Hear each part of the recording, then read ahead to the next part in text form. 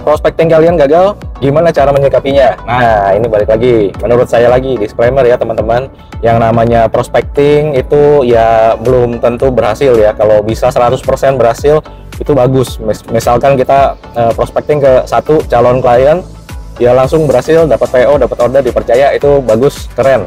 Tapi ya pengalaman saya memang belum tentu. Pasti yang namanya sales itu atau kita jualan itu kalau prospecting pasti ada pengalaman ditolaknya.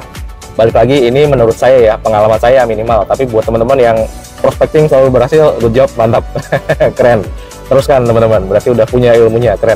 Tapi buat saya, saat saya menerima penolakan di prospecting itu, misalkan tempat saya itu gagal ya, udah kirim proposal, udah bikin penawaran, udah meeting, udah negosiasi dan sebagainya, ternyata ujungnya adalah gagal, kabarnya yang didapat itu gagal.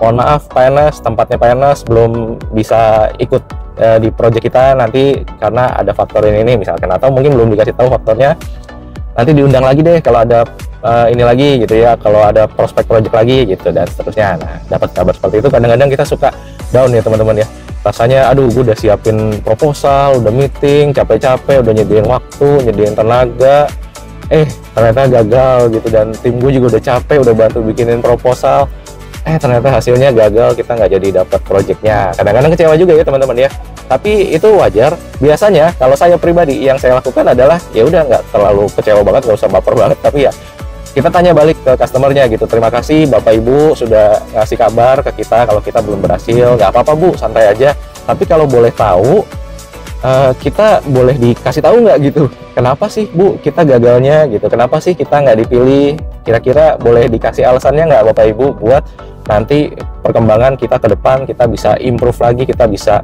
perbaiki lagi hal-hal yang kurang tersebut. Nah, biasanya kalau orangnya itu baik atau serius atau tidak ada niat macam-macam ya teman-teman ya, dia pasti kasih tahu kita kok, oh tempatnya PNS kemarin gagal karena ini Pak, misalkan karena harga, entah karena juga mungkin proposalnya kurang meyakinkan, ada section apa yang kayaknya vendor lain lebih bagus Pak gitu, atau sampel kontennya yang dibikin atau sampel produknya kurang bagus Pak, kurang meyakinkan dan seterusnya. Jadi itu ya masukan aja. Saat kita terima masukan seperti itu, justru kita harus senang teman-teman, nggak usah baper ya, justru harus senang, anggapnya itu imbal balik dari ya tenaga dan waktu yang kita keluarkan untuk bikin proposal kemarin.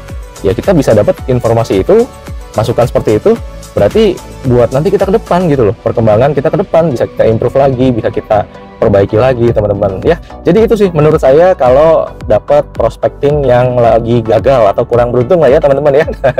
Kira-kira kalian gimana, ada pendapat lain atau pengalaman yang lain juga, boleh